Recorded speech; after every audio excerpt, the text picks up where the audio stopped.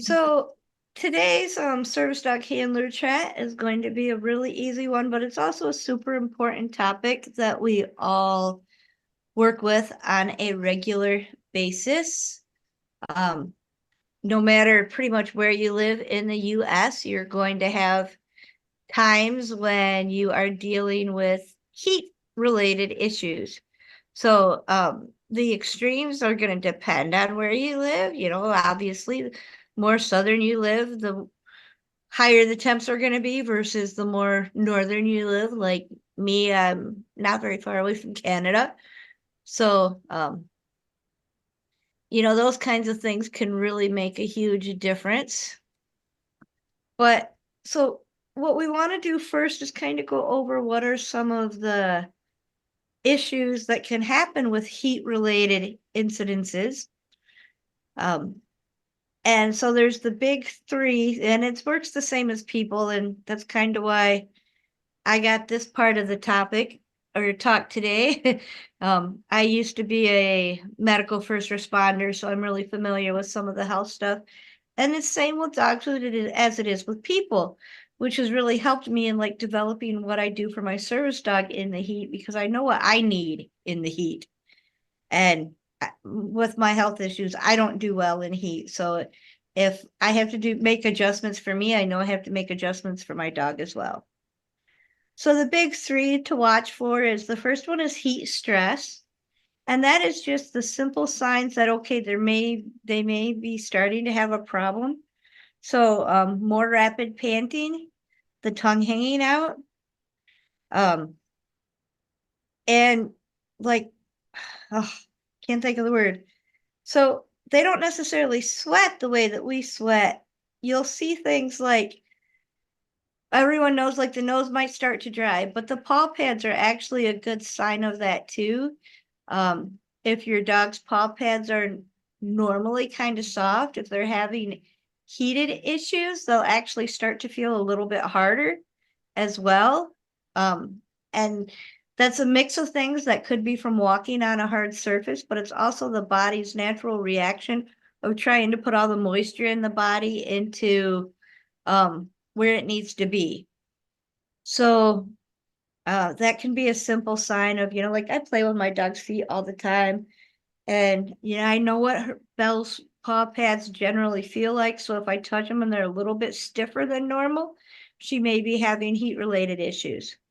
So the other thing for heat stress is that they may tend to drink water. If you've ever had a dog that like normally isn't a water guzzler, some just love to guzzle water, but normally isn't a water guzzler, and then all of a sudden they're chugging water so much that it's almost making them puke or making them gag on it, they probably are having a heat related issue. And so that's those minor symptoms are considered heat stress. And that's really like when we see that, there's a couple of easy things we can do to prevent it from getting worse. And that's what we want to do. I mean, ideally, we want to prevent them from hitting the heat stress point. But there can be times like right now it's uncharacteristically warm for us for June, and humidity is high with all the storms we have rolling through. And heat and humidity make a bad combination. So even just taking the dogs on a half an hour walk can be too much some days. And we don't always walk every day. Thankfully, I have a training center with a big indoor area to play that's air conditioned, so I don't have to walk every day. But you know, I can see those simple signs of heat stress on those 30-minute walks on some days. And that's when we want to take the time to find a cool place to be. That's where the simple resources, and Cindy's going to talk more about that, of like a cooling jacket or a cooling pad to lay on. But you know, if you're seeing that and you can't get into an air conditioned place where your dog can lay on a nice cool floor and cool off, um, if you're stuck outside, you can like put water on their coat. So if Azul and I are out in the backyard, or many times after our walk, we'll go into the backyard and play in the sprinkler. So he may not get soaked to the bone because he's a husky and he has that really, really thick coat, but the surface layer of him will all get wet, which then allows that heat to evaporate off of him more rapidly. So getting them water on their fur can actually help cool them down more rapidly. You want to make sure that you're just using a cool water, not an ice cold water, because it can actually have bad effects if you cool them off too rapidly. They just like they got overheated slowly through time, even if it was only, 30 minutes, we need to bring that temp back down slowly as well. So if we don't get a handle on that heat stress, and I mean, heat stress is not necessarily a medical reason to go to a vet if it stops at that point, but it can easily go from heat stress to heat exhaustion. And that's where we really have to start to think, okay, there's something wrong here that we have to make an immediate change. Heat stress can come and go. They can get heat stress a couple of times a week. Not that we want them to, but it's not going to affect them long-term wise as long as we can get that stress mitigated and bring them back down to a normal body temp. The heat exhaustion adds another layer of medical challenge. Basically, it's the second layer. And when heat exhaustion happens, it can start impacting their health in lots of different ways. It can start, so we're finding that Azul has kind of a predisposition to some neurological issues. He's had a seizure or two and a couple of other things. We think his vision that's coming and going happens to be a neurological issue. And heat definitely makes that worse. So when Azul is going from a heat stress situation to a potential heat exhaustion situation, one of the first things I see is that he's starting to have vision problems and other neurological issues, maybe some balance issues, as he's getting worse. So when something like that happens, that's an obvious, all right, we need to make a change now. So thankfully, I drive almost anywhere I go. I have that car. I can pop him in the car and turn the AC on high and start bringing his body temp down. I keep cooling mats in the car for him to also help bring that body temp down. But so other signs of that heat exhaustion, really the most common one is being lethargic. And that one can be really hard to tell because many of us walk our dogs so that they will come home and take a nap. Not that we want to walk them to the point of exhaustion, but our goal after a walk is generally come home and take a nap. And my goal from training as a puppy is from a walk, we do calming activities to help the dog come in and lay down and take a nap after our walk so that I can have some me time and I can do what I need to do. But so it can be hard to tell, is the dog just coming in and taking a nap, or is the dog actually lethargic? Do they struggle to move? That can be really especially hard in like Azul's case because he is likes to become glued to the floor if he doesn't want to do something, or glued to his bed or glued to the couch. And like when he's up and about, he's up and about, but once he lays down, he doesn't want to get back up and about. And so I mean that's something that I've kind of struggled with over the last year with him anyways. But so it can be really hard to tell, is it just his normal, he doesn't want to get up, or is he really struggling with getting up? A lethargic dog is going to struggle even sometimes with picking their head up off the floor. They're almost going to have an appearance of being drunk, if that makes sense. Just a minute, Cindy. So they might have some balance issues. They might stagger a little bit. They might plop down on the floor or couch versus the normal way they lay down. I mean, some dogs are just ploppers. So it's a matter of like kind of knowing your dog and knowing when something is different. So you really want to watch for those signs. So Cindy, do you have a comment or something to add there? Yeah, one of the things I was going to say, wanted to bring up is when you're seeing a dog and you're not sure if it's being lethargic or not, look at their eyes. I have found Poe, it's very obvious when she does this. And I've seen it with other dogs, but if you have a light colored dog with brown eyes, it's really easy to see. If you have a black or a dark brown eyes, black dog with dark brown eyes, it's not so easy to see. You can probably see it easily in the Zool with his blue eyes.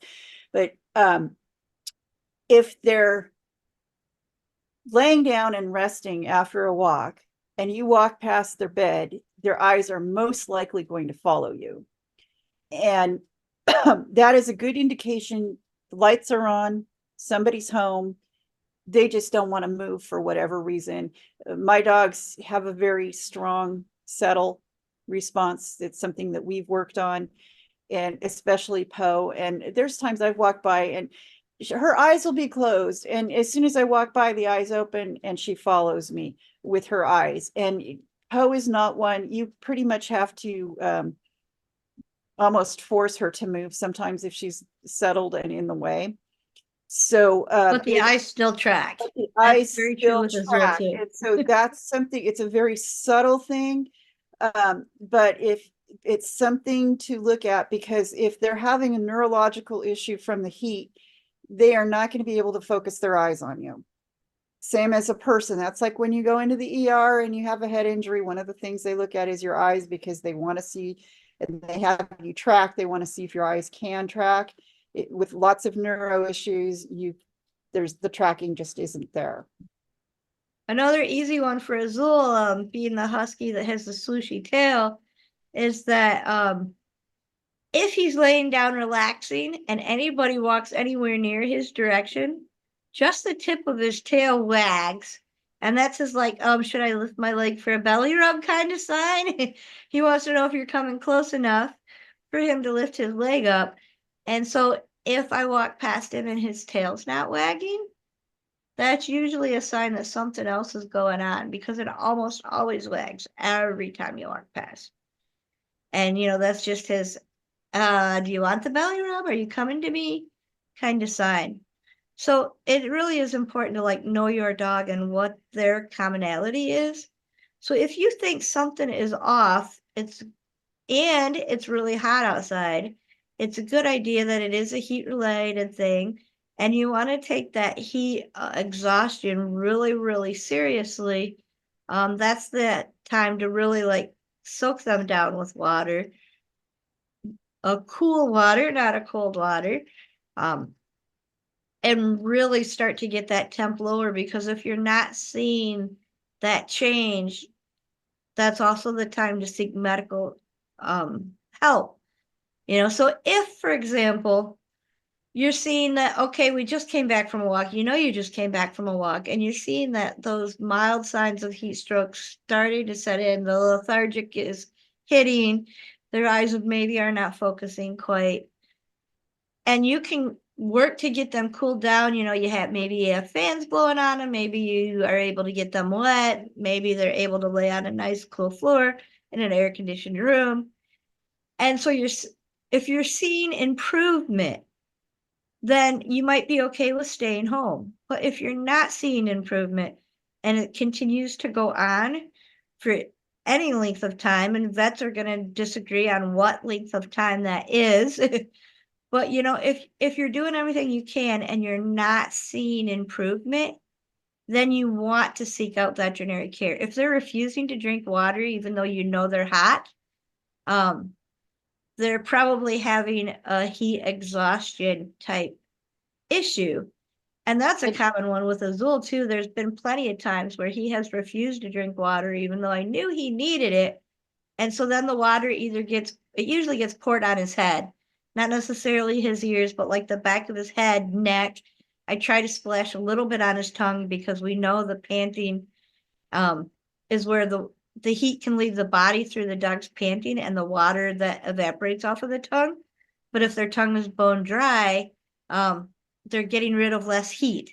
So I usually try to get a little bit of water on his tongue, even if he's not swallowing the water at that point. And Penny, let's just add, this is the time, if you have electrolyte solution available that's dog friendly, this is the time that you would definitely be giving it, because chances, if you put too much just straight water into your dog, you will mess up their electrolytes, because like humans, when they are cooling themselves off, they're excreting electrolytes. So you can even just plain beef broth, chicken broth, vegetable broth, whatever they'll take, is better than nothing. And they won't always want to take it, but what I have noticed with Nick is if he's given the option of electrolyte solution and plain water, he will take the plain water and leave the electrolyte solution unless he's super, super hot, and then he will take the electrolyte solution.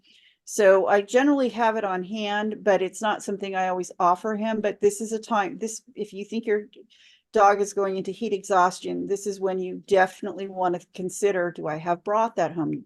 But those little bouillon cubes have salts in them, and they're generally pet safe, so you can use that as an electrolyte solution in a pinch. But you can also buy it. That brings us to the next point in heat exhaustion.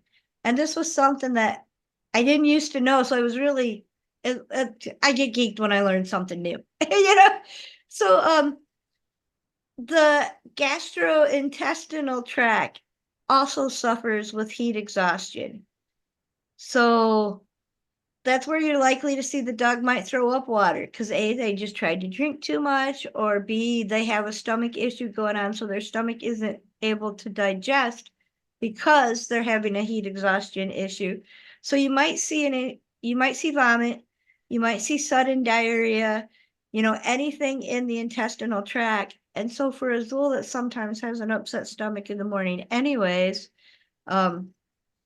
he's not necessarily likely to get that upset stomach when he's having a heat related issue per se, but he's more likely to maybe have additional burps, maybe stinkier farts. All of those go along with that same track. So you have to really be careful. Like if you're noticing something that's unusually different, so I'm going to say we all make mistakes, right? And we don't know. I took Belle on a longer walk than normal on probably the first really warm day. Not necessarily normal, but longer than I should have. And about an hour and a half after that walk, she had diarrhea. That tells me she had a bigger issue with the heat than I thought she did. She came in and laid down and went to sleep, but she didn't seem to have any other issues. But the fact that diarrhea hit so soon after tells me that she was having a bigger issue dealing with that heat. So we have a question about drooling. And yes, drooling is actually a very common sign. It might start in the later stages of heat stress when they're starting to move into a heat exhaustion phase. You'll tend to see sometimes just an increase in drooling. If you don't have a really drooly dog, you might start to see a little bit of drool. You might also start to see a little bit of foaming at the mouth, like it's not really full on foaming that you would expect, but a couple of little bubbles showing up on the drool that normally wouldn't be there. And so that's a very big sign of the heat related issue. And that usually happens like right as they're kind of transitioning between a heat stress and going into more of a heat exhaustion. So that was a very good question. The very last one is the heat stroke, and that is definitely a seek medical help now. So let me get to those things. So when you're seeing, these are the signs of heat stroke, and I'm reading this from a veterinary website. The big one is that most people notice is a change in gum color.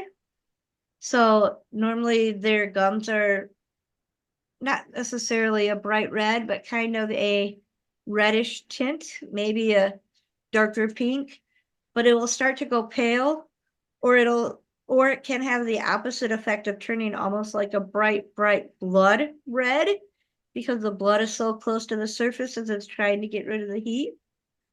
But so watch for that. The tongue might start to pale a little bit too.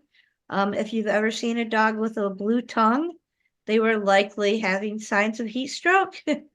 So again, back before I knew all of this, when we had our German Shepherd Cam that absolutely was ball obsessed, and when he was younger and would chase balls no matter what, it could be a 90-degree day and he would still chase balls for an hour if they were flying, because they were flying. But so his tongue would get pale and kind of a light bluish when he was really struggling with breathing because of heat related issues.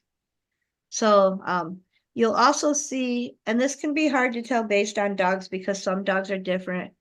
But so if you look at, say, Belle's tongue, for example, normal daily, like right now, she would stick her tongue out, which she does quite regularly on a normal basis. It's very U-shaped, just kind of standard, sticking out and a curve on the end, just a big old U shape, right?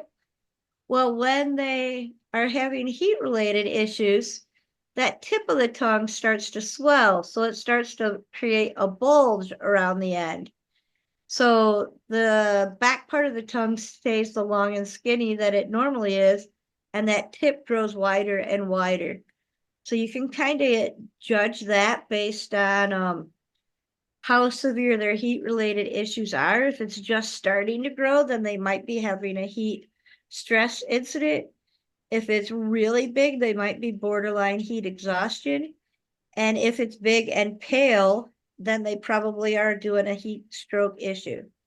That's also where the drooling can come in, and really excessive drooling. And you might see they go to get a drink of water, and then all of a sudden they have like the St. Bernard drool coming out of their jowls. Like Azul is not a drooler and neither is Belle. But if they were all of a sudden to start having that drool, it's a definite sign of a neurological issue. So heat stroke is a neurological issue. On the dizziness or disorientation, that kind of looking like they're drunk or maybe tipping to the side a little bit. I know when Azul was at his worst, and that was after his seizure, not his wasn't a heat related issue. But when his dizziness and disorientation was at his worst after his seizure, he basically was almost walking sideways, where like his back was along the wall and his feet were out away from the wall because he was leaning on the wall for support, and then leaning on me for support. We needed to get him out to go potty because it was first thing in the morning, so he kind of walked out that way. And then like he wasn't normally, he's been a leg lifter since he was like 4.5 months old, and he wasn't able to lift his leg because he wasn't able to pee because he couldn't take any forepaws off the ground or he would have lost his balance. So kind of watch for things like that. Or even That circling, or what? turning, even circling, or like frequently turning one direction and not the other. Yeah, that was the next on my list. So That's a big neuro issue. The physiology behind the neuro issues is when they get excessively hot like that, the electrolytes get messed up. And when your electrolytes are messed up, your neurology gets messed up because it's very chemistry dependent. So aside from needing salts in the water for cooling purposes, it's also for neurological purposes. And it actually can, for their gut, it can actually be a little bit easier on their gut to take fluids with. That's why they never give you an IV that's straight water. It's always got saline or it's either got sugar or salt or both in it. And because it's just too hard, you can't dump fluids that way into a system without messing up the electrolytes and setting off neurological issues. So definitely if you're seeing, they list it as dullness, but that's basically that eyes not tracking you or not paying attention to what you're doing, worse than normal. Some dogs never pay attention to you. My dogs track me everywhere I go. I can't even use the bathroom without telling them I'm using the bathroom, or they're following me there. But so that dullness, if you see them suddenly collapse, if you're out walking and they all of a sudden lay down, they're probably having a severe heat issue. If people had been walking a lot more than normal that day, they could just be tired. But if it's like their normal part of their walk and they normally walk that distance and they're laying down, it's probably a heat related issue. So as owners, it's hard for us to tell the increase in heart rate or respiratory rate. We may not necessarily notice what our dog's normal is for those two things. And I mean, yes, I have the ability to take a human heart rate, but do we all know how to take our dog heart rate? Sometimes you can see it. I've actually seen it in dogs that have heat issues where you can actually see the heart beating. So, but that's something to keep an eye out for. If that breathing rate or that heart rate is elevated and it's not calming down with your methods of trying to cool them down, then that's a sign of heat stroke. Especially if if they're panting and they're panting hard, that's a concern. Now, some dogs pant all the time, and they're normal, but those tend to be thicker coated dogs. We already discussed the vomiting or diarrhea. That's definitely an issue. Muscle tremors are one that you don't hear very often, but that is very common. You have to know the difference between, yes, my dog fell asleep and now he's chasing a rabbit in his sleep and he's shaking a little bit, versus he's laying there and he's awake and now all of a sudden his leg is twitching a little bit, or shoulder or anything like that. So muscle Just tremors or and they're just seizures. I would say if you see, that dullness, that muscle tremor, or that seizure, even the disorientation in any way, it's time to seek medical help. I'm not a veterinarian, but that would be my suggestion from my background. And I know Cindy's a nurse, so she knows how serious heat stroke is, and it's life-threatening. So it's if you definitely something that needs to be taken care of right away if you're seeing that. if you see signs that your dog is getting hot, it's time to take action before it leads to heat exhaustion or heat stroke. Because there's a lot you can do to prevent these things from becoming an issue. So there's a lot we can do to help our dogs. And I don't know if we're ready to start that yet. Do you have some Well, more? the top three for what to do when there's a heat-related issue is find shade or air conditioning. That's kind of a given. That's what we would do as people. Find shade or air conditioning, offer fresh, cool water, and stop all physical activities until their symptoms have resolved. So those are the top three things to remember if you think your dog is having any kind of a heat-related issue. Shade, air conditioning, water, and stop all activity until you see improvement. So with that, we're going to switch into our other part of our little bit of a chat, and that's how do you prevent these heat-related issues in the first place? And so I know I'm going to have a couple of questions for Cindy as she's going through some of her favorites. The one thing that I want to stress before Cindy takes over is when you're relating to heat-related issues, you may have been planning on talking about this, but environment really does do a lot. So in my environment where 90-degree days happen maybe at most 10 days a year, and usually more like 3 to 4 days a year, and an 80-degree day, there's a huge difference between an 80-degree normal day and a 80-degree high humidity day. So, and in the South, they have the opposite of, they don't have the humidity, they have a dry heat. So you really do have to know your environment and what your dog is used to. Because if I tried to take my husky Azul out to see Cindy in the summer months where it's really hot out there, we would not, we'd be lucky if we didn't have heat stroke going from the airport to a car, in that short little bit. So he would not survive that. If we ever come out to California to visit, which I would love to one day, it's going to be in winter. That kind of thing. So know your environment and what you are used to, because that's going to be a huge precursor as to what you can do to help your dog prevent issues. Go ahead, Cindy. Okay, so I'm going to start with, I live just outside of Fresno, California. Julie's within driving distance. We see each other a couple times a week, about Julie, something like that. And we see each other year round. Julie's one of my clients, Earl's one of my clients, and we do a lot of public access training and we do a lot of training. I do not, unlike Penny, I do not have a place to train dogs. It's a training center. So we are creative. One of the things we do is we try and train early in the morning when possible, because so it's June. We're just over halfway through June, and we've already had 6 days where it's been over 100 degrees. And we've had probably the rest of the time it's been over 90 for most of the month, except yesterday, which was in the high 80s. So we're used to dealing with heat on a regular basis. So, but that doesn't mean life stops. But what do you do when you know you're going to have a heat wave where, it's going to be, say, 108? Am I frozen? No, So we see you. okay. Okay.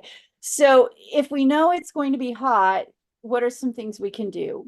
For starters, in the summer, around June or so, we start moving our public access training from outdoors to indoors. We have some really great outdoor spaces to do public access training in a urban environment where we still have access to a lot of the things we need to do public access training, like buttons. Fortunately, everything in California is air conditioned for the most part, and we have shopping malls and places and big box stores where we can go train. So we move things earlier so that our time between the car or the transportation and getting inside is cooler than, say, at 4 o'clock in the afternoon. I don't like training days to happen outside in anything over 90 degrees because it's just way too hot for the dogs and the humans in general. There are exceptions, there are ways to do it, but a lot of times so in the summer, we move our training inside. We also equip the dogs. Well, first off, we always carry water. And if I forget my water bottle for some reason, I always have at least one extra water dish. So I have a way of getting water into Nick. And I've also taught all my dogs along the way to drink from a sports water bottle, like a bicycle water bottle with a nipple on it that you can just squeeze into their mouth. That's a good way to get, if you teach them to drink that, if that way, when all else fails, you go buy a bottle of water and pour it down your dog's throat, essentially, with their cooperation. Ashlyn says she keeps water on her all the time too, so that she can pour some water on her dogs. So I keep water in my car all the time, not necessarily on me, but I'm never more than at most 30 minutes from my car, and usually a lot less than that. That's the difference between having a driver's license and not being able to drive. So I'm going to turn my background off because I have show and tell because of what we're using. So one of the things I have found useful is I've used these bottles for years. The last one I had ended up at the bottom of the Colorado River, just south of the Hoover Dam. But I did finally get around to buying an appropriate green one for Nick. This is an expensive brand, but what's nice about it is this green thing flaps up and becomes a cup. And when I hold it like that, I can fill it with water by pushing a button, and then I can put the water, oops, I just spilled it all over me, but I can put it back in the bottle and close it back up, and so I don't waste all the water. So that's kind of a nice feature to have a water bottle that you can do that. Seen them for just over $20 at PetSmart. Not this brand, but very, very similar. This one, it just happens to have a leaf shaped cup. They're nice because generally this one is 40 ounces, so it will not fit in a cup holder, but it will fit in the water bottle sleeve of my backpack. So it's nice. It's a big size. We will go through at least this entire bottle when we're out, especially in a group. If Toby's present, then it's usually like 2 of these, because Toby is a black lab and Toby loves putting things in his mouth like water and food. I've seen cups like that have a plastic Julie has fold a over plastic, piece, but I've never seen that silicone one. That's nice. so PetSmart carries them. They're a lot cheaper from PetSmart. I can put a link in the group. I can put a link on your actually I'll do a blog post on it and put a link for it on there. There you go. Um I so have that, but I never find myself taking it because I have such an inability to carry weight that I want to be able to have the same water source for both. I have a really, really bad back. And I do one of 2 things if I'm going to be carrying weight for any period of time. It really hurts me to even walk a lot. So I do have a mobility scooter, and I use my mobility when we go do training days. I use my mobility scooter because I have the ability to carry everything I need on it. And then I also have ways to mount my phone or my GoPro on it so that I can take videos of the dogs. So there's basket on it. I can put water in the basket. I can put water in the backpack. The other thing I have done that I bought myself one of the, it's not a pet stroller, but I bought one of those shopping cart things that you can push. And it's got a nice size basket on it. So I can throw my backpack in my purse, or I can, I can put stuff in there and push it if I want to walk. Like if we're going to a specific dog. So one of the local groups does dog training at a park on Monday evenings. And if we're going out there, I can take everything I need for dog training in that shopping cart. I can also use it for shopping. So and when I get my next puppy, I will probably use it for puppy socialization because I can put a puppy in there and it's not the business's shopping cart. Yeah.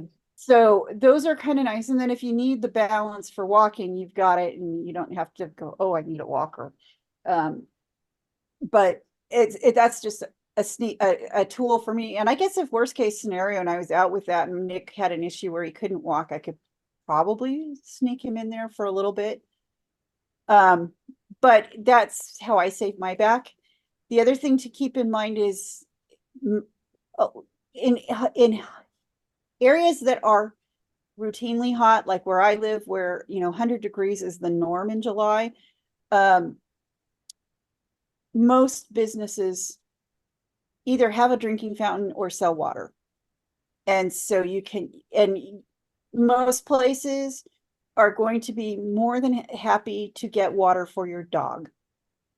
So, and then this particular bottle, like I said, it's 40 ounces. It's a pretty big bottle. They do come in smaller sizes. And so it's a good idea. We know where one of our training spaces, most of our training spaces, we know where we can go get water to have available, and we make it available to the dogs because they get thirsty from taking treats. They get thirsty from being out and about, and we just want to it helps keep them, it's preemptive to keep them cool if you have that water available to offer them. And I know Julie carries water. Julie's always got a water bottle for Earl. Julie commented too, because her bottle doesn't backfill the water, so both her and Earl can drink out of the same one. And this is my common bottle for traveling, and I like it because it's got a straw port for me. And I can pour water into my dog's bowl.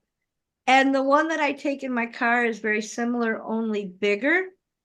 And because then I can use it for multiple dogs. So like when we do our group walks, I always have them bring one of those collapsible water bowls for their dog. And then my bigger thermos fills up everybody's water bowl when we get back to the car. And actually, a lot of the times when we're going out and doing group things, I have a gallon jug that I will fill with water. And I tend to take a collapsible bowl because we have Toby in the group, and I love Toby. Toby is a great dog, but Toby needs to drink a lot, and I will fill that water bottle or fill the large size Roughwear collapsible bowl. If I fill that, Toby will drink the whole thing by himself. And so we're just aware of that. And Toby's handler's younger, so sometimes things get forgotten. It's just, dealing with, having water on hand is always a good idea in some way, some fashion or form. Especially if you live in a hot area, it's just a good idea to, if you can carry it, even if it's a small bottle that you refill frequently, that's fine too. And if you want to use the same source, I mean, these are great for, I always carry a separate source because I need a lot of water personally to stay cool, and I need other fluids. Julie has a different issue, but the same need of one source of fluids that she needs to be able to take, and a separate set of fluids that's different for Earl, because neither one of us are drinking straight water. And what I put in my water, my dog absolutely can't have. So I carry a separate source. If it's an option, I highly recommend it. If not, even an empty bottle that you can fill at a drinking fountain is better than nothing. And just kind of keep it. Most places have a drinking fountain somewhere, or a bathroom sink somewhere where you can fill it.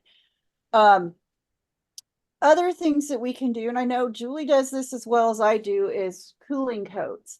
This happens to be one from Roughwear, and I like it because it's light. I looked at some reflective cooling coats, and they really didn't fit my needs when I actually looked at what they are. So this is a light colored cooling coat. My dog Nick is what is called a blue poodle. He's almost black. He's much darker than a silver poodle, but he's not as black as Julie's black poodle Earl.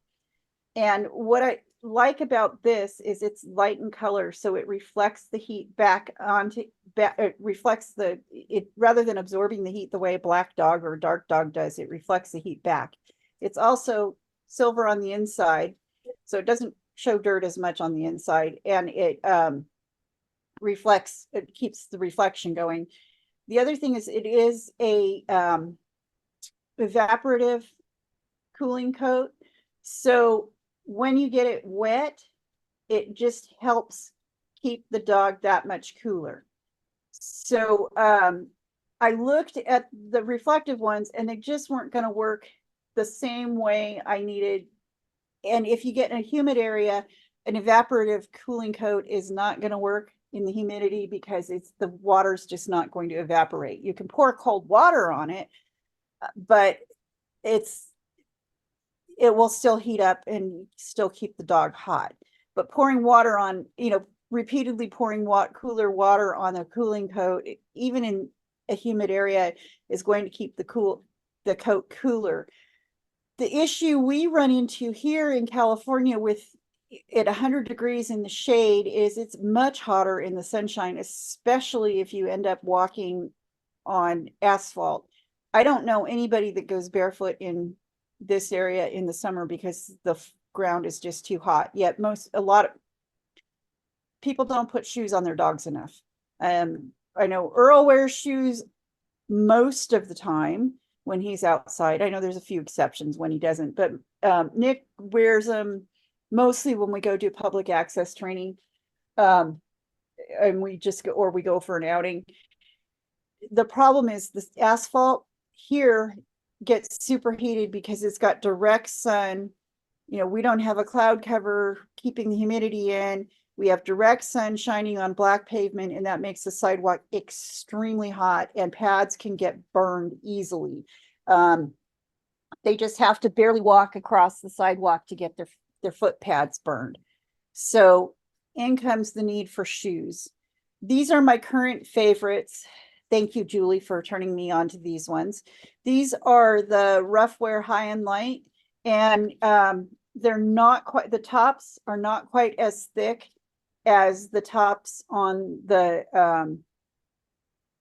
Roughwear Grip Treks. They are, we go through probably a pair every year or two, or a set every year or two, depending on what's going on. So I do buy shoes fairly often. They are thick enough on the bottom that they don't allow enough heat to transfer through the shoe to burn the foot. And that's what you're looking for. Even a thin sock is better than nothing. But these definitely help keep the foot pads from getting burned. The only thing you have to be careful with, I mean, not the only thing, but the main thing you have to be careful with shoes is you do not want your dog to overheat, because they do use their feet as a cooling mechanism. And so the shoes can potentially cause some issues with overheating. But it's much easier to keep a cooling coat on your dog. Or I know Earl sometimes wears a cooling bandana, which is basically a wet bandana. Some of them are designed out of similar fabric to what this is made, and they will hold more water.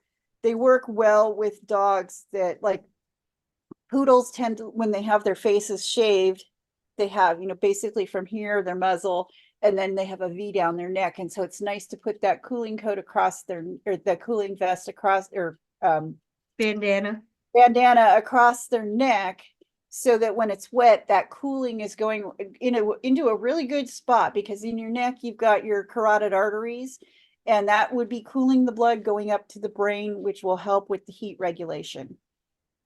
So that's really, really important. Water is your friend. If in doubt, let them play in the water outside, not in the business. It might be a good point to kind of mention, because like my biggest thing for water and why I don't carry water around is because I live in an area where there is water plentiful naturally. You know, a lot of our good hiking trails are either along a river or around a lake. And in my area, those lakes are all safe. But there are areas where the lake water is not safe for dogs due to algae that's growing in there. It's So not just knowing that and what it's is safe in your environment and what isn't. it's not just the algae. I would say probably 90 to 99% of the streams in the Sierras have Giardia in it, which is a protozoa, and it causes some massive, massive problems. And if your area is endemic to Giardia, you do not want your dog drinking that water. And or you want them doing what the humans do, which is filtering their water. So like when we go kayaking, we have filters we carry in our kayaks to filter water. So if I need to get Nick, pretty much, I haven't seen him actually try and drink from the lake, but I always have water available for him when we go kayaking. And I have a different container that I put the water for kayaking in for him, because I'm not taking that expensive bottle to go float on the bottom of or to go sink to the bottom of the lake. Right. Don't need to have that happen again. And it went to the bottom of the river because Nick flipped the kayak. Yeah, in my kayaks are probably the only time my dogs are exposed to sun for any more than a minute or two. And that's where, like, that's the main reason they wear life jackets. Is not like most of the places we're kayaking in, I can easily touch and walk all the way across the river, kind of thing. And a good portion of it, Azul can touch and walk all the way across the river.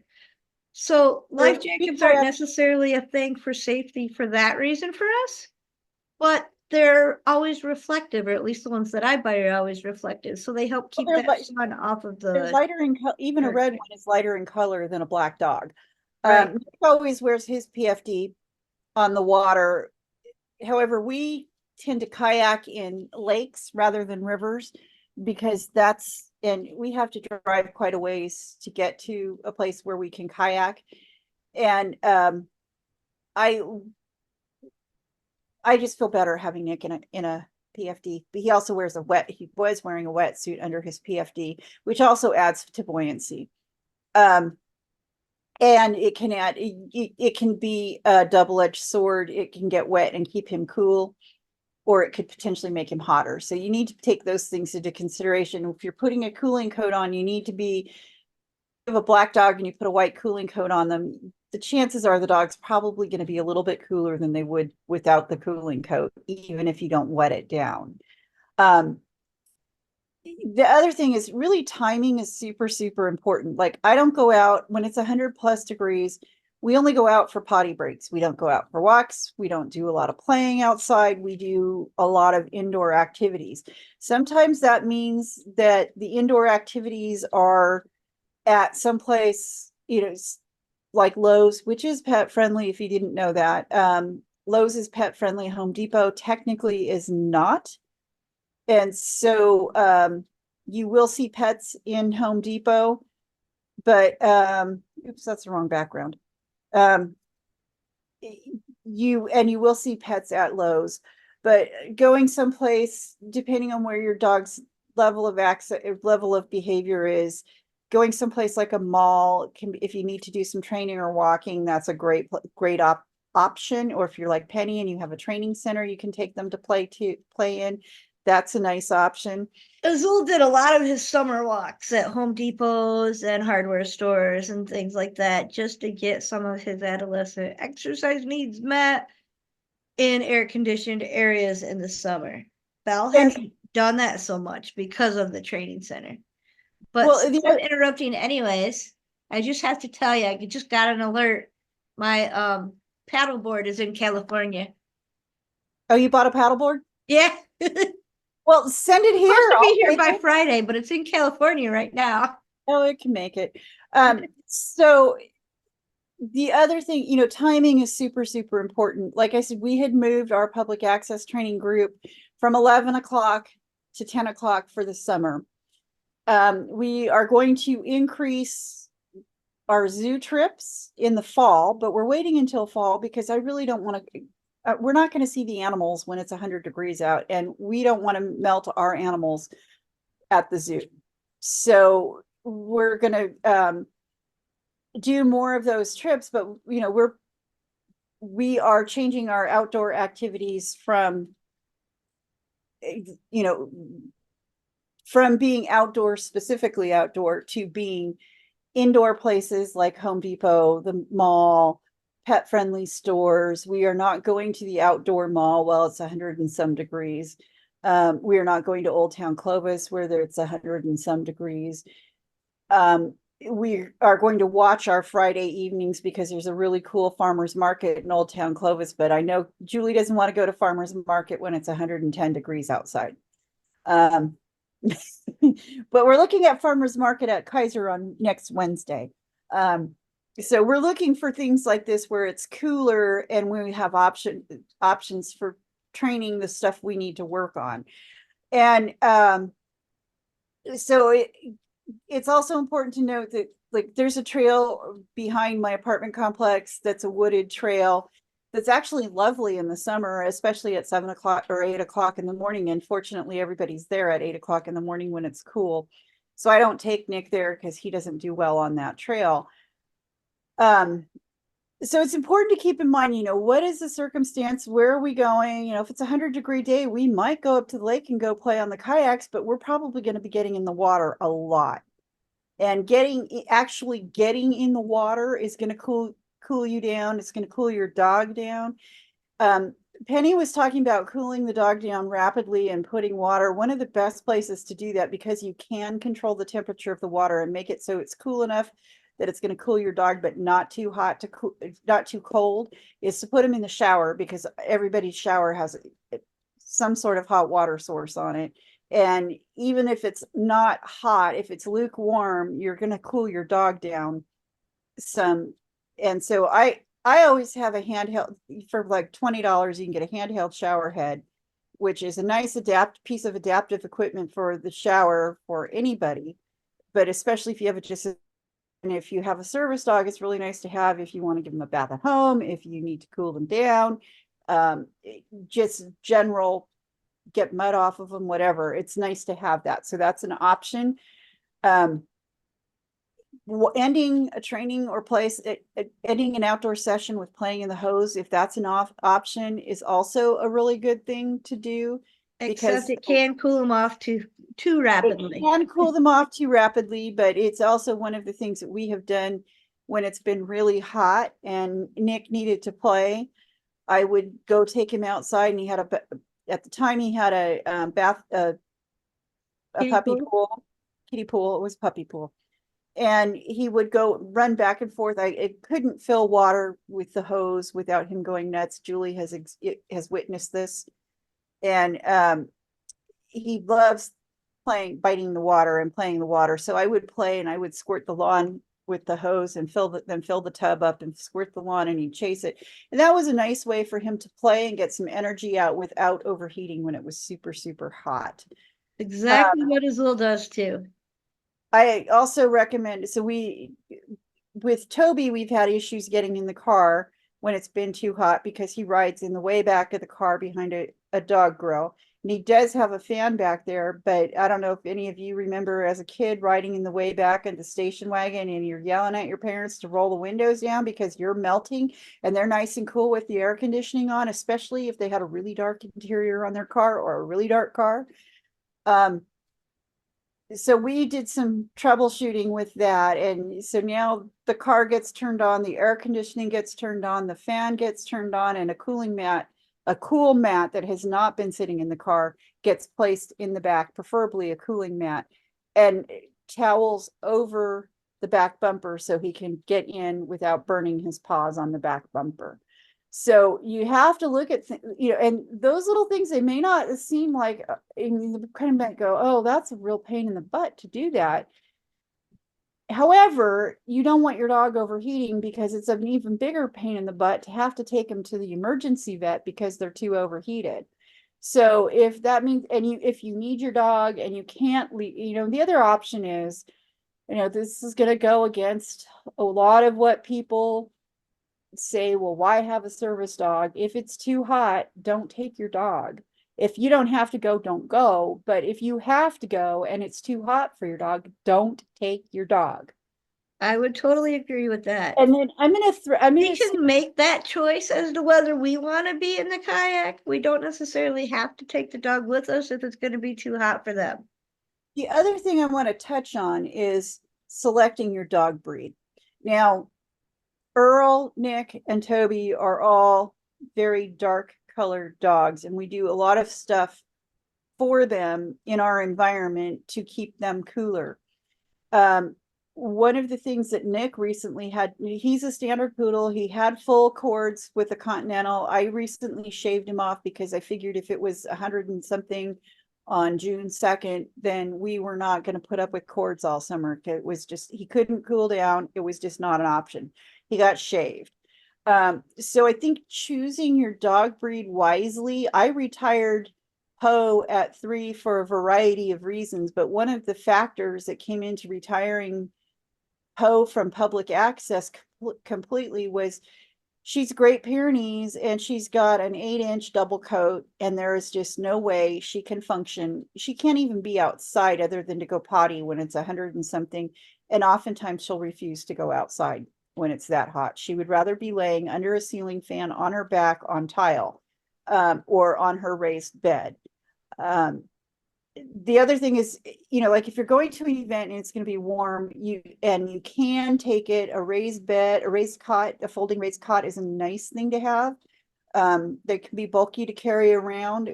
I take one when we go camping. I take one when we go to dog shows. I take one when we go to all day events, because it's someplace where Nick can lay there. He's raised and there's some airflow underneath him.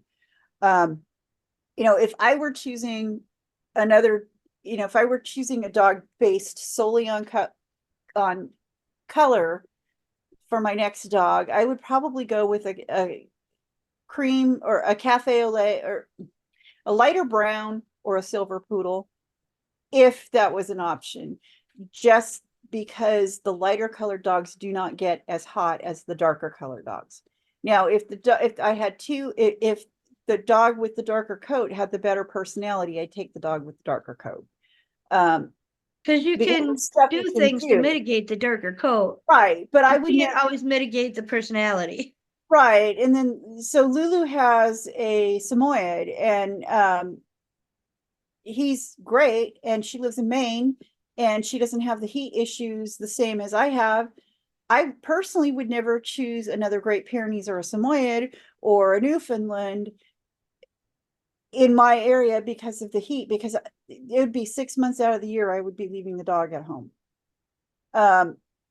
And even with Toby, with being a double coated lab and getting groomed all the time, he still runs much hotter than Earl and Nick. And it's really obvious when you look at how they're interacting. And, if your dog is overwhelmed and too hot, they're not going to be able to do their job. So it's important to keep in mind these factors. Your climate where you live is a determining factor, is a huge consideration in what breed of dog you get. A Greyhound or a Saluki, or, some sort of arid desert breed will probably physiologically much better than a Husky or even a Lab in California. Or, like a German short haired pointer would probably do better in California than, because they don't have as thick a coat as a Lab. You reminded me of something I forgot to point out. What's that? Oh crap, I just forgot it too. Started thinking about the pointer. Oh man. Well, Totally dramatic. pointers don't get enough credit for being capable of being service dogs, because if you get one with a nice mellow person, nice middle of the road personality, not a hyperdrive one, they should be at least as trainable as a lab or a golden. I just don't think they've gotten the same press that labs and goldens have gotten. But I think one of the things guide dogs said years and years ago was one of the things that tell you how trainable a dog is how early they do an actual retrieve, like a natural retrieve. And that tells you a lot about what their training ability is and their willingness to work with you. And so, even though I think that every service, my personal opinion is every service dog should have some level of retrieve on it, because I can't think of a disability that would not benefit from a retrieve, even if it's just picking up the leash. That can be a huge thing. So, there's a lot of factors in deciding what breed, but your climate where you live and where you might be moving to is something that should be considered when you're choosing your dog, because a dog built for the Arctic is not going to survive as a service dog in Florida, or not very long. You're not going to be able to use them. So, thinking and then keeping your grooming needs with your breed, keeping your grooming needs so your dog stays cool is super helpful as well. Like with labs and goldens, keeping them brushed out and that undercoat raked out. Keeping a poodle, there's a lot you can do. I mean, poodles are great because you can just shave them off, and if you live where it's cold, you can just let them grow out. I know Earl's coat length varies from season to season to a certain extent, so that he stays warm when he's in the house, and when he's out in doing public access in the winter, he has a tendency to wear a sweater. And when it's not Christmas and Nick has short hair in the winter, he tends to wear a sweater also. So it's almost better in some ways. It's almost easier in some ways. If you have a dog that has shorter hair that you need to keep warm, it's almost easier in most cases to put a For your sweater on. climates. Pardon me? For your climate. Yeah, for our well, even for your climate, if you have a dog, like if you got a poodle and you got cold in the winter, you can put a jacket on him. Much easier than you can shave a husky in the summer. Yeah, you never want to shave a double coated dog unless it's for, some reason of like poor grooming, matted, Medical health emergency. reason, if you got to shave a little area to do a IV or blood draw or something, that's one thing. But you never want to shave a double coated dog, because that double coat actually holds a lot of the sun's heat out. And So it's not hitting the actual body. coat color is huge too. I know my friend Diane has multiple livestock guardian dogs and with double coats that live outside year round, and they have shade and food and water continuously. They do okay in the summer here. I mean, they're going to be more lethargic. However, they do okay in the summer here because one, they don't have to do anything other than bark when an intruder comes in, and they have all their cooling needs met without air conditioning, because generally here, if you have shade going and there's a slight breeze, you're going to have a little bit more, it's going to be cooler, and water goes a long way to cooling these animals off. They're not working. They have access, free access to water. Whereas when we're working our dog, we can't always just pull over and give them a thing of water. Like if you're at an air show all day and you're just sitting watching the planes fly, you can keep a bowl of water down on the ground and keep it full and let your dog have free access to it. But if you're shopping, if you're up moving around and walking, you can't do that. The other thing to keep in mind is if you are using a mobility device that you're able to put your dog on, sometimes that is a good option when it's super hot for their feet. If for some reason you can't put you can't put shoes on their feet. So like I use a mobility scooter a lot, and Julie uses a mobility scooter a lot, and both Nick and Earl have learned to sit on our laps, and they've also learned to sit between our legs on the floorboards of the mobility scooter. And we use those for a variety, skills for a variety of things. One of the biggest ones is getting on and off public transit.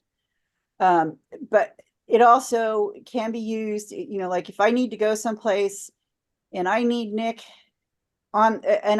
with me, but I can't put his shoes on for some reason, I can put him on my scooter and have him ride with me.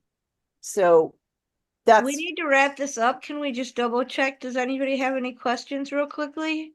Yeah, I had a question when you're talking about, trimming coats. Like Scrappy is a mixed breed super mutt. He's a rescue from actually the streets of Arkansas. But he has like this, wait, stand back up. Sit up. Yes. He has like this ruff of almost like a mini. Is it only around his neck or is it everywhere? Yeah, it's only around his neck. So I've been wondering in the summers, like, would it make sense to we could consider it. Does he have, so when we're talking about a double coated breed, even labs, you can see it when you brush them. When you brush them, they have what looks like wool come out. It's really tight, curly, kinky. If I held up a piece of, I know I have some around here. I could go find some really easy. It's really kinky and curly. If you know what sheep's wool looks like, if you've ever looked at a strand of sheep's wool, it will look like that depending on the breed of dog. Like Pose is about 6 to 8 inches staple length, which is really long for a dog. Labrador is probably about a half an inch, I want to say, maybe a little bit longer. When they spin dog fur, that's what they use, and it's actually way more insulating than wool. So with the dog, that if you're unsure if there's, you can certainly trim guard hairs. Yeah. The problem with trimming, one of the biggest issues with shaving a dog with a double coat is when it grows in, it tends to grow in matted because you still need to brush through because that woolly stuff will mat. The guard hairs keep it from matting. Using an undercoat rake or some sort of comb, you can, when you come out, if you get that woolly stuff out, you're definitely getting a dog with a double coat. It's short, but he has these like, kind of wavy. So he probably has a double coat of some sort. So and then he has longer, like, I would guess it's more like the lab double coat, like Belle's. It's much very shorter than his old, but it's still got that 2 layers. So like she's a black dog, but her undercoat hairs are all white. And that, like, it's harder for you to tell being that your dog has a lot of white, so where is the difference? That makes it harder to see the undercoat. But I would say with his hair being thicker around his neck like that, it's almost certain that he is double coated and you just don't see it anywhere else. Okay. Spots the intensity of his spots come and go with the season too. So I think maybe that has that's a really good sign of the double coated, because when that bottom coat, that lower coat that it tends to be more whitish, is thicker, you're going to see more white, so it makes the black spots look a little bit paler or maybe a little bit more black. Comment. And then when the shedding is gone, and that coat is not there, not quite as thick, it looks more black. But yeah, Ashlyn says her labs is about 3/4 inches long, which Belle's still a baby, but I don't think hers is even that long yet. That's where your because it's right around his neck, that's where your cooling bandana or cooling scarf might help, just because he also, I'm sure, based on the way you held it, has some extra skin there. Oh yeah. And that's quite normal in male dogs. And very normal in lab mixes. So I've seen that a lot where they only have that extra thick stuff right around their neck. Some people refer to it as a mane, kind of like a lion's mane. But one of the things you can do with any double coated breed, and I'm pretty sure Ashlyn does this. I mean, she said she uses yellow labs for exact reasons I was talking about, the issues we were having with Toby getting hot because he's black. One of the things you can do that really makes a huge difference, I do this for Poe. She has a super thick undercoat, but one of the best things you can do is keep them well groomed and make sure you're using an undercoat rake of some sort that will pull out that will appropriately you don't want to use a, what are those green ones? You know what I'm talking about? Terminator. The Furminator breaks the fur. What you Oops, Yeah, want I it have that literally one I rips it had. out. it literally it actually cuts the fur because Okay. it's got like a blade on it. So what you want there are mat breaking rakes that do the same thing that are usually a little coarser. But I found with Azul that no matter how much brushing or raking I do, it doesn't help nearly as much as my blower does. right. And if The you have blower gets access, out way more and way faster, and I have to do it less frequently. So that was my best investment for him.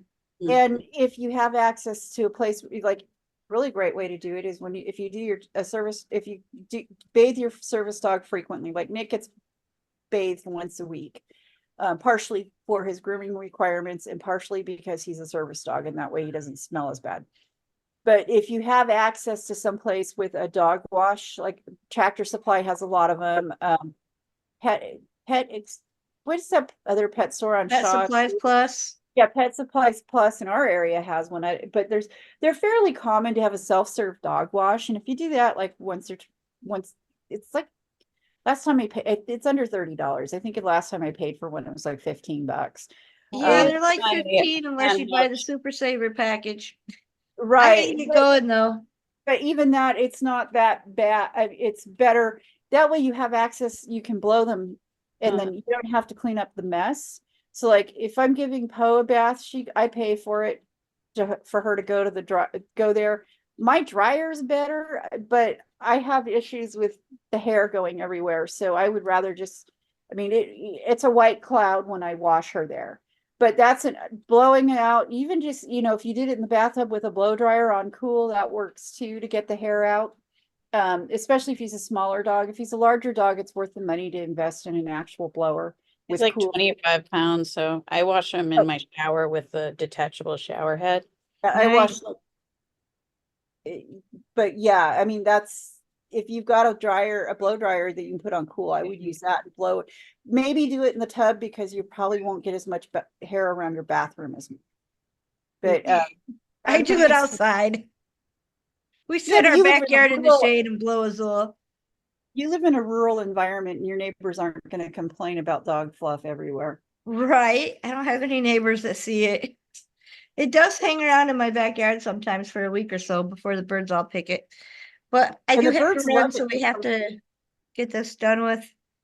Okay, but the birds love the hair blowing because they use it in their nests because it insulates, and it's much better than finding things like baling twine in the nest with the crow hanging upside down. That's another story. I heard it can be bad for them if like the dogs wear Seresto collars or any of the topical flea and tick things for the birds to use it. I don't know if that's true or not.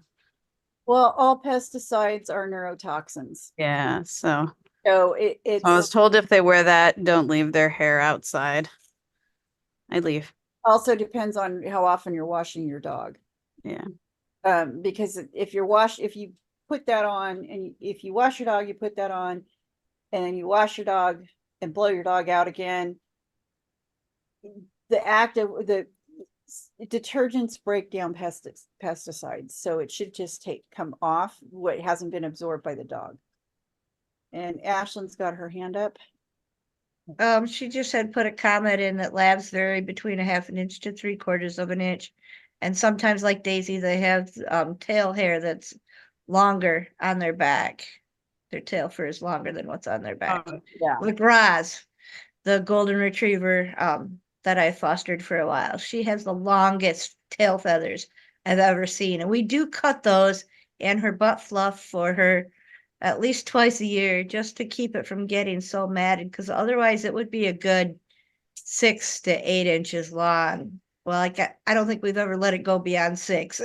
At that point, it's starting to be impossible to keep mat free. So we usually cut it to about 2 inches, and within 6 months it's back out to like 6 inches. So And part of the reason, if you look at Lab's tail hair is longer and Golden's tail hair is longer and Poodles have long tail hair is because they use their tails as rudders in the water. But all dogs do that. However, hunting dogs, water retrievers specifically, are bred to swim. Newfoundlands have the same thing because they retrieve people from the water and pull boats. Yeah, Scrappy has a really long tail fur. So he probably has some sort of water Yeah, I retriever. did a DNA test and nothing was more than 18%, but in order of prevalence, it was Boxer, Dachshund, Chihuahua, Staffy, Shih Tzu, Australian Cattle Dog, Akita, and then in the super mutt mix was like Pointer, Chow Chow, Flat Coat Retriever, and something else. In other words, they couldn't tell what he was. Yeah, it's interesting because it shows siblings. Most of them. So it's not like you don't look like a boxer. Yeah. boxers do have that kind of thinner Yeah. coat though, and more like the lab tail. Yeah. I wonder if the Chow Chow made all the neck rough. Very possibly. They have that mane. Chows have a big mane usually. Labs can have a mane too, and so can I think most dogs can, because when a predator goes after an animal, and I'm talking about an actual predator, they'll go after the neck, because if they puncture a carotid, so that's actually a protective mechanism in a lot of breeds like Pyrenees and Newfoundlands and Goldens. It's just kind of one of those things that's left over as a protective mechanism. Cindy, I made you a co-host so you can end this. I gotta take off Okay. and pick up my son. Are there any other questions or concerns about dealing with heat? I highly recommend brushing and blowing is it Scrappy? Scrappy, yeah. I highly recommend just keeping him brushed and blown out during the summer. And being a light colored dog, that will definitely help. You could potentially, I see he's got a black head. You could teach him to wear a cooling scarf on his head over his ears, just to keep his ears cooler. But it's not necessary. I mean, Nick is the one in my photo, and he's black. He goes out in the summer all the time, but we also limit where we take him and when we take him in the summer. The other thing I'm wondering, it's not heat specific, but just spending time outside in the sun is just, do you put sunscreen on the nose at all ever? can. And goggles for. You can they do have sunscreen available for dogs. If they have a highly pigmented nose, like a black nose, they're much less likely to have a burned nose than if they have like a pink nose. But that being said, it never hurts to put sunscreen on. You can get goggles. Julie's got goggles for Earl, and Nick has rec specs. I mostly use the goggles when I'm kayaking because I want sunglasses. I'm wearing sunglasses. I want him in sunglasses. But if they're just out playing for, like when you were a kid, did you put sunglasses on to go outside to play for 15-20 minutes? It's Probably.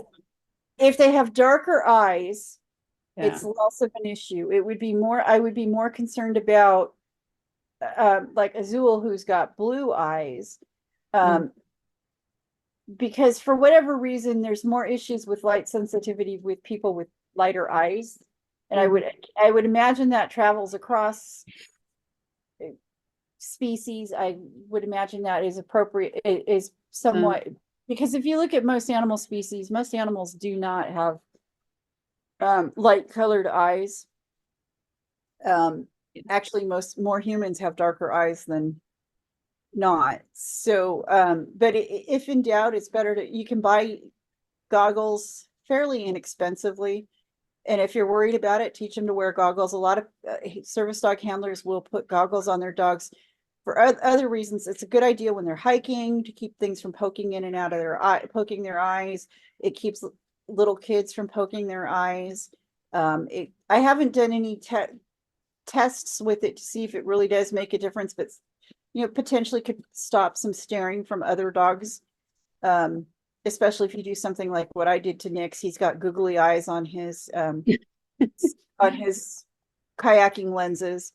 Yeah. But I mean, it's not gonna hurt unless the dog finds them really aversive. And there's a lot of really good ways you would condition it the same way you would condition a muzzle or a gentle leader. You can get a traffic cone and teach them to put their nose in the traffic cone and reward them for putting the nose in the traffic cone. And then you can gradually switch it over to, the goggles or a halter or a muzzle or all three of those things. Nick's really good about having stuff put on his face because he's had so much stuff put on his face. He's had goggles, he's had halters, he's had muzzles, because I muzzle train all my dogs. There's a lot of reasons for it. He wears costumes. So it never hurts to have them trained to do that. And then if you do need to put goggles on for any reason, like if you're going to go kayaking for the day or go hiking for the day or go to an air show or go to a fair, one of the like at fairs, I tend to wear regardless of what the temperature is, my dogs wear shoes just to keep if they step in cotton candy or a spilled Coke, it keeps that out of their fur. I know. So my streets are gross here. I live next to nightclubs. I'm in downtown Boston, and it's just. So if there's glass on the ground, it's a good idea just to keep shoes on them when they're out walking, because the bottom, I'm holding my shoe up, the bottom of the shoe will offer some protection. Just went through a horrible few months of trying to get Earl's foot healed up after he cut his foot in the backyard on the gate in a weird way, and it was just a horrible cut. And he had to wear shoes the entire time he was going through the healing process to protect his foot from getting re-injured. And so if you don't use shoes on a daily basis, it's a good thing to have a service dog conditioned to. It's a good thing to have any dog conditioned to, but especially a service dog, because if they do have a paw injury, which is more likely with a service dog than a dog that's staying in their backyard that they know, at least you have something you can put on them and protect their foot. Yeah, not the greatest, but because of the road salt that they use here being so caustic. That's another good reason to wear them. The little balloon ones in the winter, the paws. And I do have rec specs, but I found Scrappy will happily wear them. If I go sailing sometimes, he's sitting on the boat, he'll happily wear them sitting there. But if we're walking around, he does not. He's walking around. You have to teach them how to behave with every new thing you add. So Nick cannot do a down on cue. He can't do a fold back down on cue with shoes on. I'm not super concerned about it because he has a really good settle and he will settle with shoes on. And I rarely, when he's working as a service dog, I rarely will give him a down cue. I will tell him to go places, tell him where he's supposed to settle, and he'll settle, and he'll do that with shoes on. But I rarely give him you need to lay down now, I don't care type of cue. So it's not something that's been a huge priority to me, because where I need the fold back down is in the obedience ring. I don't need it in target. So when Earl hurt his paw, he always 100% of the time wears his shoes when we're out in public.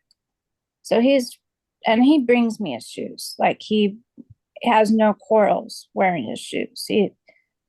But when he hurt his paw and he had to wear his shoes all the time, because he was just the bend of his paw was making the cut reopen, and he kept popping stitches and getting blood all over. So for some reason or another, I even put shoes on him when he goes to the bathroom outside when we're home. But he does not want to wear his shoes inside. It was everything was all confusing to him. What do you mean? I have to do this? Huh? What are you talking about? Yeah. It was just like so weird because he's always used to wearing his shoes. But just the change of environment of being inside my apartment, it was like all brand new info again all of a sudden. It was Mhm. crazy. I could see that. They're Every time I very, go to the doctor, I take my shoes off when I sit on the table. They're like, you don't need to do that. I'm like, I don't know. I'm sitting on a bed. It just feels weird. Mhm. Yeah. And it's But like like, we're in the I house. These are cannot have a like shoe off. outside. It's so funny. Like even I had a visitor, Earl never met the person. They took their shoes off when they came in. And he goes over and goes to the door and picks up the shoe and brings me the shoe. And they're like, he didn't eat the shoe. I said, no, he doesn't eat them. He cannot handle a shoe being out. He has to bring it to me. For some reason, he's got a fascination with shoes. and you know, if you can get them to wear shoes in the winter, you know, it's Yeah. my I'm too lazy to put shoes on all the time on my dog. Yeah. However, if you are working if I lived in like a downtown environment around where there's potentially a lot of stuff on the ground on a regular basis, Vomit and and I yeah. was worried about, you know, or like I'm going hiking, if I was hiking over granite all the time, my dog would be wearing shoes all the time Yeah. because Mhm. they need their feet protected, and like we do. And you know, I am a very tender-footed person. I don't go barefoot. Um, and dogs are very situational learners. Like you can teach them to do a pivot on a platform in your living room, and you may take that platform outside or into your bathroom or someplace, and they may not even know how to put their paws on the platform. Or they can be like Nick, where if I put anything that looks like a platform on the ground, and Julie can attest to this, Nick's feet go on it immediately, and it doesn't matter where we are or what he's wearing. He Yeah, will. Scrappy is pretty generalized about he generalized as well. So like, you know, when we're now in a habit of I wash his feet at night before bed. So when we would stay at my now ex-boyfriend, like the first time we went there, you know, at the end of the night, he like goes into the bathroom and jumps into the bathtub, and I have like a shower here, you know, and he hates it too. He hates getting wet. Like he's like, you know, walks away, but he goes because he's like, okay, it's gonna happen. Let's get it done.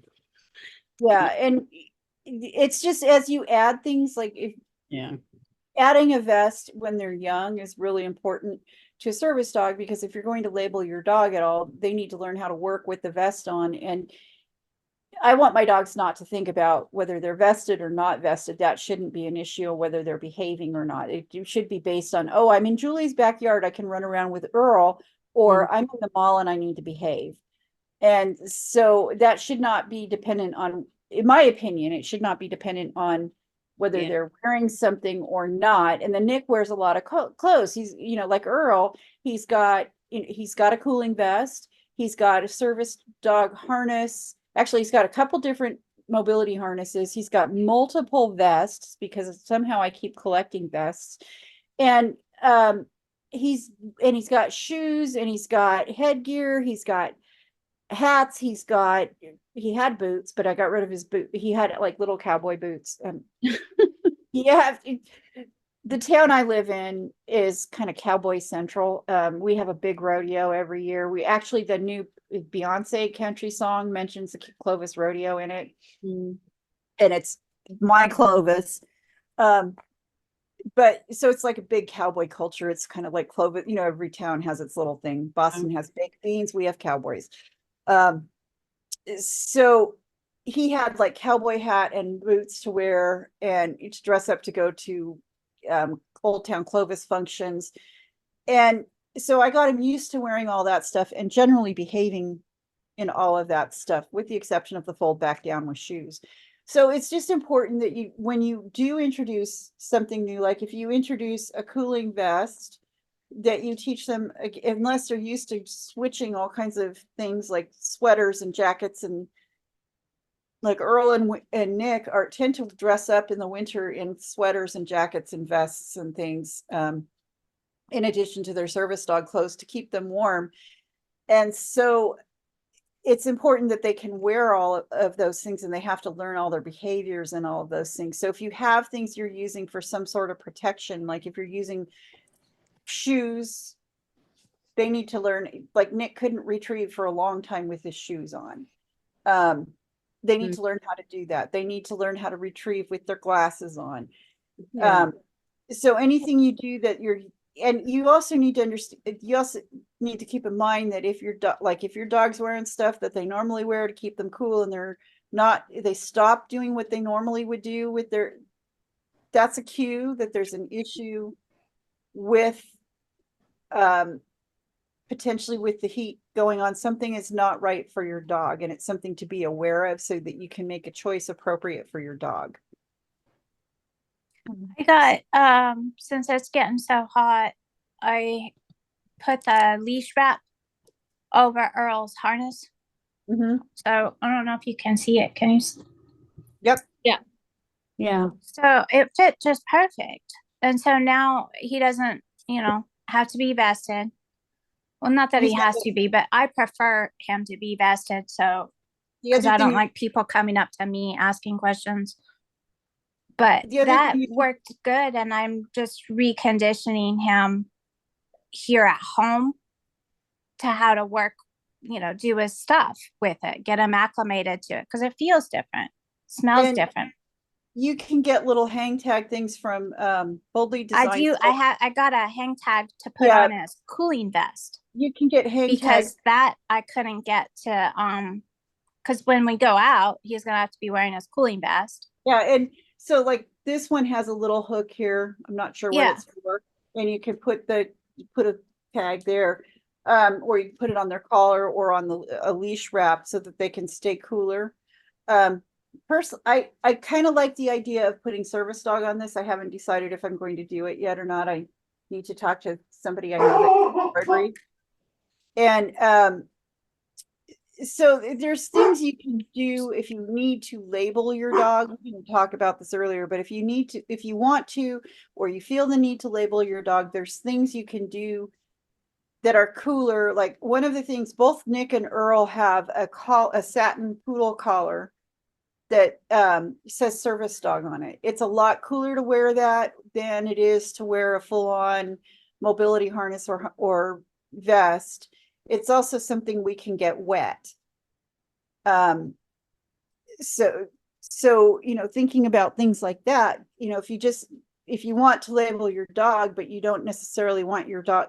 Penny has collars that say service dog on her dogs that are like their everyday collars, and you can just get like an embroidered collar, and it's just a regular collar, so that if you're just if you want to take your dog out and have him labeled, they can wear that collar that says service dog on them, and you don't have to worry about whether they've got a vest on or something. It's cooler. I haven't actually been labeling him for the most part. Sometimes I just have him wear a collar that has like a service dog tag, because legally you don't have to. I know I legally don't. Everything I have going on is invisible disabilities, and I've literally had people say, you're young, you're fine. And like, oh, my sister just went and bought a vest off Amazon. And since I don't have a program dog, it feels like a lot of I don't know, maybe if I got a custom vest. I'm thinking of getting one of the rough wear ones now that they made their program available. I have one of the rough wear ones. Weird. I love it. And when I get out Nick's mobility harness or his rough wear one and give him the choice, he almost always chooses the rough wear one. Yeah. I got the one with the magnetic buckles. I will tell you this, they are the exact same buckles that Boldly Design puts on their mobility harness. They do not come undone unless you get them caught in the cords. Your dog doesn't have cords, so it's not an issue. The only thing that could potentially be an issue with the rough wear harness is the rough wear vest is it does not have an option to open the neck. So it's something that you would need to condition if your dog isn't already conditioned to put their head through a harness or a vest, you need to condition your dog to put the head through the vest. But He puts his head through, but he doesn't like over the head things, but he does it. But it's only for just, the parent, you know, if yeah, if I know. It's sometimes he's normally very obedient, but in the house, sometimes if I take out a harness, he will run into his kennel. And I'm like, that's when it's nice really? to have, that's when it's nice to have the option of a leash wrap that Yeah. you can stick on your leash. Julie's got a leash with just, you have that black leash with just the plain service dog on the Yeah. leash. Yeah, I've got some sort of leash wrap or identification on all of the One of the different leashes, leashes, harnesses. I did notice, like, we tend to Earl's my swap. second service dog. So my first service dog, I became disabled when I was in my 20s. I didn't have a service dog at that time, but I got constantly, people would ask me, I'd be in and out of a wheelchair, and people would just constantly come up to me and, oh, you don't look disabled. It's like, I got sick of it. I got real sick of it. Like, all my issues were invisible illnesses for a while. And I have major anxiety and PTSD. I don't like people coming up to me in public. So I have noticed that now with Earl, especially, like, I have him labeled. I have less people coming up asking me or talking to me or just staring. Yeah. And it And lessens Diana's- my anxiety. So a lot of the labeling is more for lessening my anxiety than it is for his purpose. Because I mean, I know legally I don't have to, but it does take a little off of me. You don't have to have as many conversations. Yeah. Right. Also, And- that he is not a, typical service dog breed you'd see makes people question it. Yeah, know? my corgi was that way. Like, I had a corgi mix, and you don't see many corgi service dogs, and I got stopped constantly. So once I started labeling him, I got a lot less interactions with people, which was better for me. Yeah. And I think I'm gonna go to doing it. Yeah. there's nothing wrong with the Amazon vests. There's absolutely nothing wrong with those. And I'm guessing you're talking about the one that's got like the flat straight across chest strap. Yeah, I even had I have one of those. I mail used one to me. I'm like, I didn't ask for this, a huge size too. And I'm like, no, because So- I do know. Raspberry Field sells some. There's Active Dog sells Yeah. service dog vests. There's lots of places you can get vests if you Yeah. want a specific vest. I've noticed, Diane's noticed, I think you may have noticed too, Julie, is if you have a mobility harness on your dog for whatever reason, people tend to give you less Yeah. crap about it. I did have some guy at Walmart grab Nick one time with his mobility harness on him, trying to look to see if he was labeled. I'm like, he's a service dog. And I would, Anybody's dog, whether or not he's a it's service inappropriate dog. to grab a dog you don't know, but especially a service dog Yeah, that's like yeah. a wheelchair or their cane. It's totally inappropriate. But I get where you're coming from. I've had people question even wearing a mobility harness, whether my dog was a service dog, because they just don't know. And that's where having a collar or a leash wrap, especially when it's hot, can be helpful. Or something, I don't know if you drive or not, but having something, like even if it's in your backpack, this one has not been finished yet because it's just been sitting around, but I do carry just a plain vest, like, I don't know if you can see it, just a plain, It disappeared. a plain scarf that just says service dog on it, and tie that around Nick sometimes if I'm worried about it for any reason. Plus, in my state, Julie's state, they are not permitted to ask for it, but legally in the state of California for service dog in training, it has to have a service dog license, which you get through animal control. Yeah. And people don't know to insist that animal control give it to them. However, I always have that on my key. I carry that on my key ring with his license. Mm. So his license and registration, so to speak, are on my key ring. I That's- wish we had a voluntary registry in Massachusetts. I've had so many absolutely exasperating conversations, and even I used to be on the board of a folk arts organization, and um I had access issues with Scrappy at one of our camps that we were on, where they didn't doubt that he was a service dog, but they're like, well, he wouldn't be able to go in the dining hall because at first. And yeah, no, I explained that. And in the end, they ended up putting me in housing that was not accessible for me because they didn't want me with a dog to be like, they wanted me to have my own cabin away from things in case people didn't want to be around the They're not dog. legally Like, allowed to. yeah, not no, I legally- know. And I brought it up at a board meeting after, and they ended up actually refunding me the weekend. Good. But it just kind of, and I hadn't even asked for a refund, but the president of the board, who's an attorney, was like, yeah, our executive director didn't handle it the best way. She said, but you didn't give enough notice either, because I decided to bring him at the last minute. And actually, I did go to that camp again this last weekend with my boyfriend, but as I had, will say, my service human, I opted not to bring Scrappy. And one thing, I know this is, yeah, we've gotten a little away from the heat, but one burning question I've had is, so Scrappy, like typically when we're in the woods, it's more of like a free time and things like that. So I'm at this, camp was built in the 1920s as a Girl Scout camp and now has all these outdoor wooden dance pavilions. And so it was hard for Scrappy to differentiate.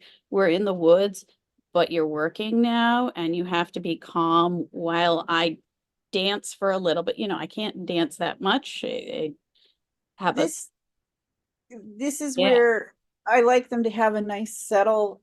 There's places where we go where one of our common meeting places, because it's just a good place, is this outdoor pavilion in Old Town Clovis. Mhm. And it's dog friendly, it's pet friendly. And we will go there, and sometimes we'll be working on specific training areas. Sometimes it's just the meeting spot. Sometimes one time we've gone there one time with a dog that needed practice settling while eating. So we had lunch there. And we just, rather than deal with having to deal with a waitress and a dog that was a barky, because he's demand barking, and we know why he's demand barking, and we're working on that. But rather than having to deal with, upsetting a business, we took a picnic lunch and we sat there and we ate. And we expect, even though the dogs have played there, they've done a variety of different things there, we do expect them, they were in service dog mode. And one thing you can do is you can teach a work on versus off mode, where like you put their vest on, or you put a certain piece of equipment on, or you use, I use a certain leash with him. And he knows it's working. I mean, it's usually the leash I use as a static leash most of the time. He's also been taught that unless he's on his flexi, he pretty much has to behave. And even if he's on his flexi, he still has to listen. Yeah. So it's like teaching a kid manners, and situational manners. And like nobody wants to be around a screaming, yelling kid unless like they're in the pool or someplace where it's appropriate for them to be screaming and yelling. But you could also have them around the pool at a very swank party, and they're not allowed to be in the pool, then they shouldn't be running around screaming. No, yeah, we got two. I mean, he was great in the dining hall, even though it was outdoors amongst trees. But I'm kind of in this weird thing where if I go to this camp again, I want him with me. I need his support, but at the same time, it's too much. I might go pub sing at night and people will be doing a English Kaylee and the floors are going like this. So he's having the floor move on him. It's really loud and people are like step kicking and skipping. Right. And really fast. And so If I'm you- like, how do I balance that? And then I have this fear of like, well, people will be like, well, you didn't bring him to this, so then you don't need him, but they need rest time too. Right. Well, I mean, even like Earl works 24 hours a day because he's a medical alert dog and he is responsive to Julie's medical needs 24 hours a day. However, if Earl is having a bad time, like when he had his foot cut, he can't go everywhere that Julie needs to go. So they do need to be able to, and if your dog is sick, the weather's inappropriate, the situation's inappropriate. Like we go to this, I'm not a big rodeo person, but my boyfriend's financial planner has this big barbecue followed by he's a retired bronc rider. I think he still rides them for fun, and he sponsors Fresno State.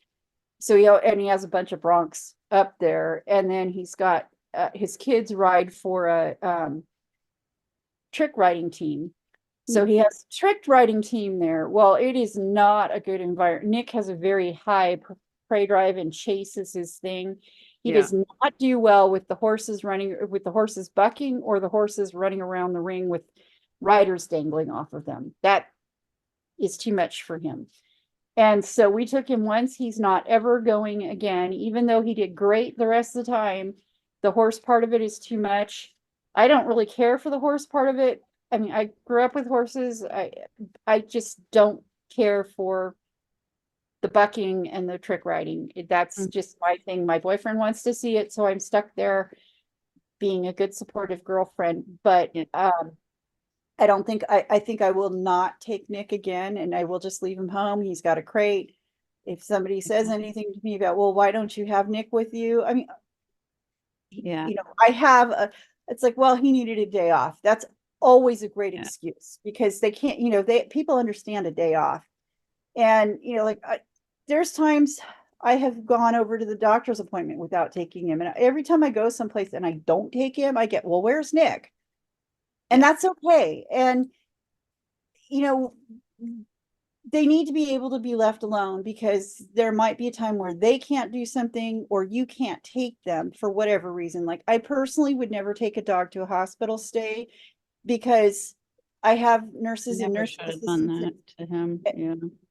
There's a lot of reasons not to do it for an actual inpatient hospital stay. I haven't ended up in the ER with my dog in the past. And they do need to know how to be able to handle that. Usually the best place for them is on the gurney with you, unless you have my mother, who's like, yeah, dog doesn't need to be on the gurney. It's like, yeah, but I can't technically be in control of my dog unless he's on the gurney because I can't get that. So there's places where it's either inappropriate for the dog or for you, and you don't have to take your dog. There is no rule that says your dog has to be with you 24/7. We went through this.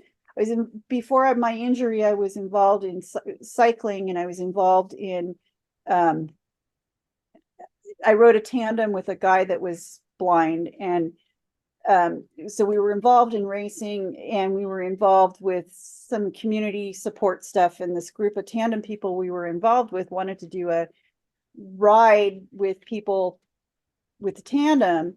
And they were worried they thought they needed guide dog holders while these people were riding the bike. I'm like, no, if somebody's has a guide dog, and most blind people don't have a guide dog, but if they do have a guide dog, and I asked a friend of mine who has a guide dog, I said, would you take your dog? And she's like, no, I just leave it at home.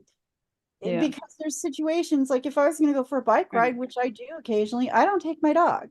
Now, Lulu takes her dog. She's got a trailer set up. She's all set up to do it. I'm not, because that's not the kind of riding I do. So you just have to think about what's appropriate for you, what's appropriate for your dog. And if you don't think it's a good environment for him, don't take him. It's hard with that one. I guess I've got to work on the separation anxiety more, because if he could be more, on his own in the cabin, in the kennel, then that would be okay. But he is in the house, but it's unfamiliar. Sorry. Well, the only thing you might run into is what the ADA says is you're not supposed to leave your dog in a hotel room unattended.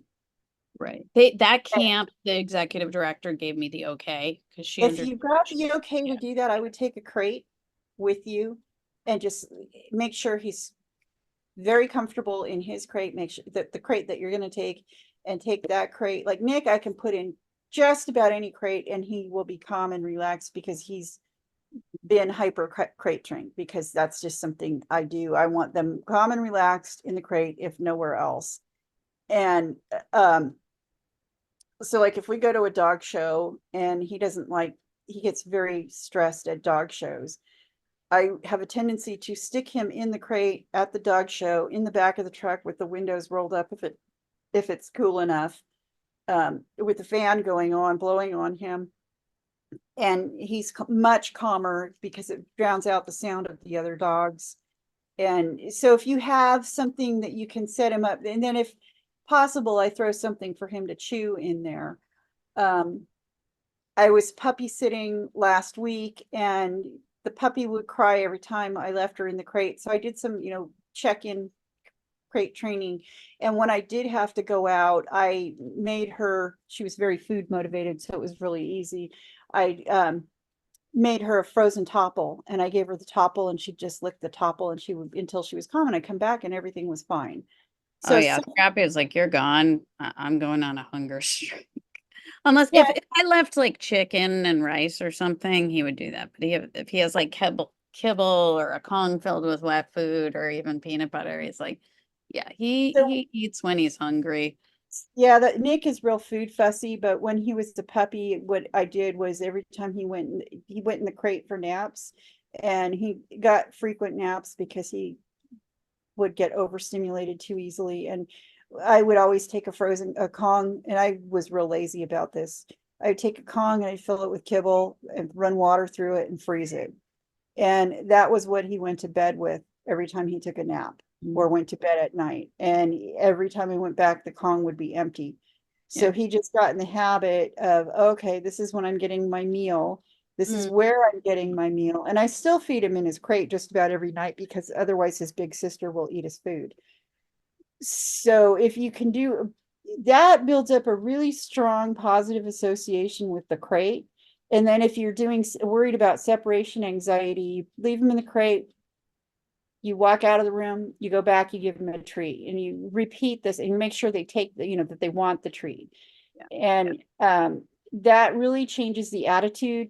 There's a long list. You don't have to do it you should do it every day, but it shouldn't, you don't have to do it for a long time every day, just a few minutes. And but if there's ever an emergency where you can't take him and he has to be, or he has a medical issue where he has to be confined, like he's got a torn ACL or something, or if he has to go to the groomer or the vet, or there's an emergency and he can't go with you, like if he ended up in an emergency shelter for some reason, like for me here, I think wildfires and earthquakes, if there's some sort of natural disaster and you're evacuated from your home,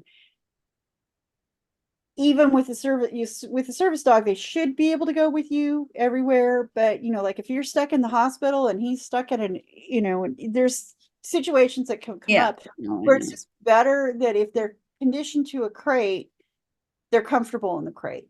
And like Nick has this huge crate in my bedroom that I'm never going to get rid of, because my Great Pyrenees fits in it. And in a pinch, if I had to, and I had to put her in a crate for a prolonged period of time, I have a crate that I can use. Yeah. And I have a crate for my dog, for Nick, and I have a crate that my boyfriend could use if he needed to crate his uncrate trained dog.